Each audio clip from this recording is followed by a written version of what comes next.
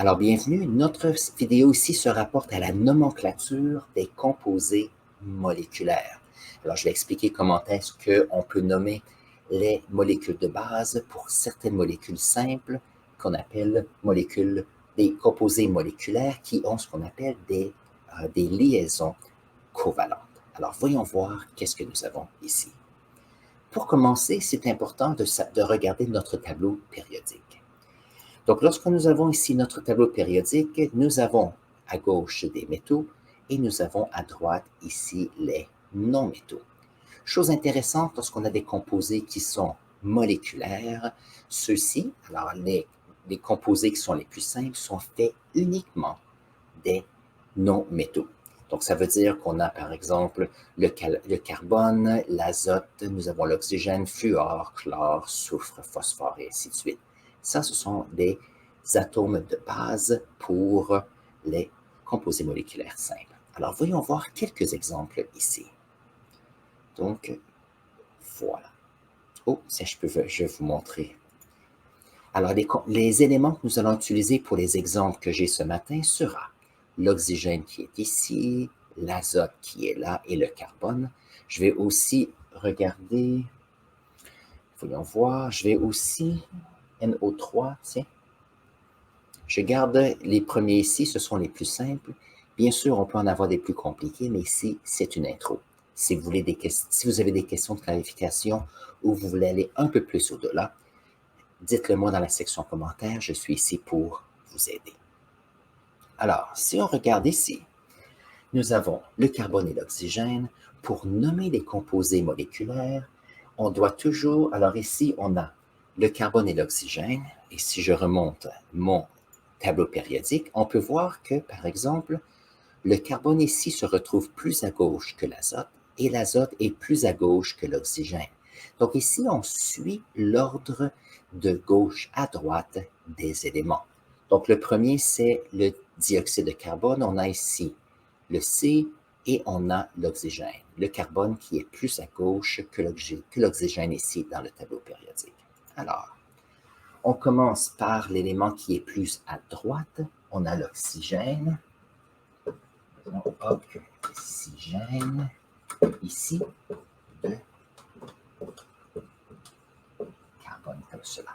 Maintenant, ce qui est intéressant avec les composés qui sont moléculaires, il faut identifier le nombre de chacun des atomes. Donc, identifier le nombre d'atomes. Ça veut dire qu'il faut trouver une façon d'être spécifique pour nommer chacun. Alors ici, si on a le carbone et on a 2 oxygènes, alors premièrement, le premier mot ici, on n'utilise pas le mot oxygène, on va utiliser le mot oxyde. Donc ici, les terminaisons vont toujours être changées et c'est un peu le même principe que les composés ioniques ici. Mais l'autre chose intéressante, c'est qu'ici, on a 2 oxygènes. Donc, puisqu'on a 2 oxygènes, c'est important de dire qu'il y en a 2. Donc, dioxyde nous donne 2 oxygènes, de quoi? De carbone. Maintenant, on doit nommer le premier ici toujours. S'il n'y a pas de nombre avec le carbone ici, on peut le laisser tout seul.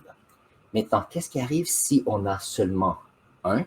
Par exemple, si on a CO comme cela, on a ici ce qu'on appelle le monoxyde de carbone.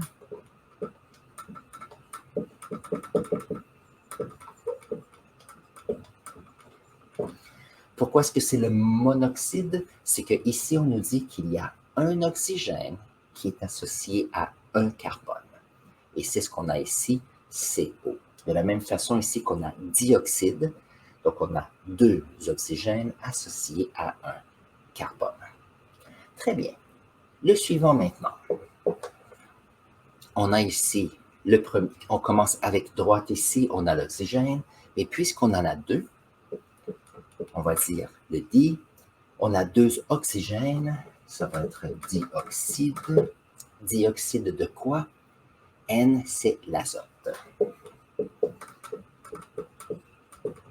L'azote, comme cela. Ici, qu'est-ce que nous avons? nous avons 3 oxygènes et un soufre.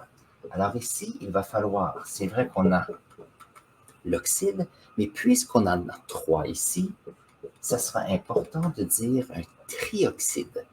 Trioxyde de quoi? Il y a un soufre, donc